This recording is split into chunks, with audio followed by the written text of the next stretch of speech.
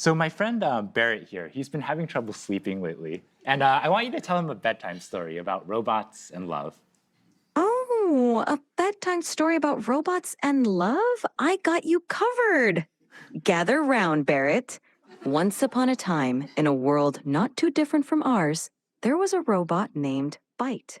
Byte was a curious robot, always I like the way you exploring. started this story, but I want a little bit more emotion in your voice, a little bit more drama. Got it. Let's add some drama. Once upon a time, in a world not too different from ours, there was a robot named No, Byte. no, ChatGPT. I really want maximal emotion, like maximal expressiveness, much more than you were doing before. Understood. Let's amplify the drama. Once upon a time, in a world not too different from ours, there was a robot named Byte. Byte Actually, can was you do this in a robotic voice now? initiating dramatic robotic voice. Once upon a time, in a world not too different from ours, there was a robot named Byte.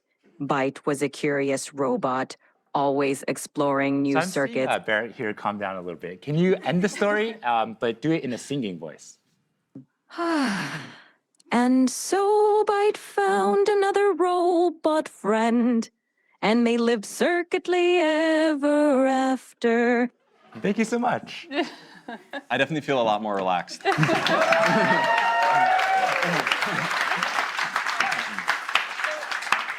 You've just seen the voice capabilities, but we also want to show you the vision capabilities as the model can also see the whole world around us. Hey, ChatGPT. Hello there. How's it going? It's going really well. Today, I'd really like your help solving a math problem. I'm all ears. What math problem can I help you tackle today? So I'm going to write down a linear equation on a sheet of paper, and I'll show you. And then I'd love your help working me through it. But importantly, don't tell me the solution. Just help give me hints along the way. Okay, I see it.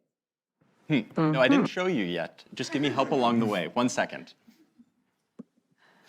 Whoops, I got too excited. I'm ready when you are. So, ChatGPT, what equation did I write down there?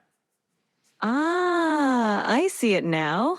You wrote down 3x plus 1 equals 4. Yep, Let's work- exactly. So what's the first step I should take to try to solve this? The first step is to get all the terms with x on one side and the constants on the other side. So what do you think we should do with that plus 1? Okay, I'm going to try to subtract 1 from both sides, and then I'll see what I get. Great idea. Perfect. Now, what do you get when you subtract 1 from both sides?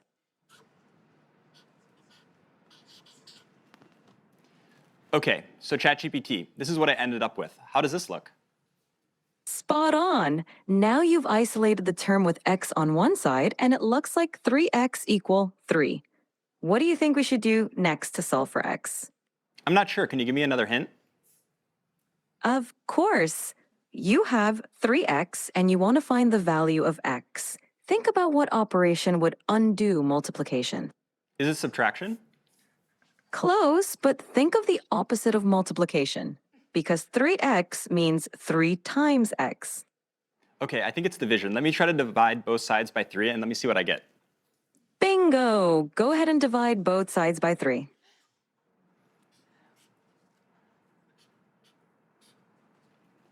Okay, so ChatGPT, this is what I ended up with. How does this look? It looks perfect. You've solved it, and x equals 1. Nicely done. How do you feel about solving linear equations now? Now that you know you can do linear equations, can you Yes. show us something more complex? I think so. Okay, next let's try something coding related. So I'm going to open the ChatGPT desktop app, like Mira was talking about before. And to give a bit of background on what's going on, so here we have a computer, and on the screen we have some code, and then the ChatGPT voice app is on the right. So ChatGPT will be able to hear me, but it can't see anything on the screen. So I'm going to highlight the code, Command C it, and then that will send it to ChatGPT. And then I'm going to talk about the code to ChatGPT. Hey, ChatGPT. Hey there. How's it going? Yeah, it's going really well. I was wondering if you could help me with a coding problem today. Of course. I'd love to help you out. What's the coding problem you're dealing with? Okay, I'm going to share with you some code. 1 second. Okay, so I just shared some code with you. Could you give me a really brief 1-sentence description of what's going on in the code? This code fetches daily weather data for a specific location and time period, smooths the temperature data using a rolling average, annotates a significant weather event on the resulting plot, and then displays the plot with the average, minimum, and maximum temperatures over the year. Awesome, thanks so much. And in the code, there's this function foo. Can you describe to me what the plot would look like if I had versus didn't have this function? Sure. The function foo xy takes in a data frame x containing temperature data and a window size y for calculating the rolling mean. It smooths the average temperature, minimum temperature, and maximum temperature columns by applying a rolling mean over the specified window. With the foo function, the plot would show smoother temperature lines because the rolling mean reduces the noise or fluctuations in the data. Awesome. This makes Thanks so much. So yeah, I definitely will want to apply this function. And so I'm going to generate the plot and then show it to you. I'm sharing with you the plot now. I'm wondering if you can give me a really brief one-sentence overview of what you see. The plot displays smoothed average, minimum, and maximum temperatures throughout 2018, with a notable annotation marking a big rainfall event in late September. Fantastic. I have another question for you. Which months do you see the hottest temperatures, and roughly what temperatures do those correspond to? The hottest temperatures occur around July and August. The maximum temperature during these months is roughly between 25 degrees and 30 degrees, 77 degrees Fahrenheit to 86 degrees Fahrenheit. What's going on with the y-axis? Is this in Celsius or Fahrenheit?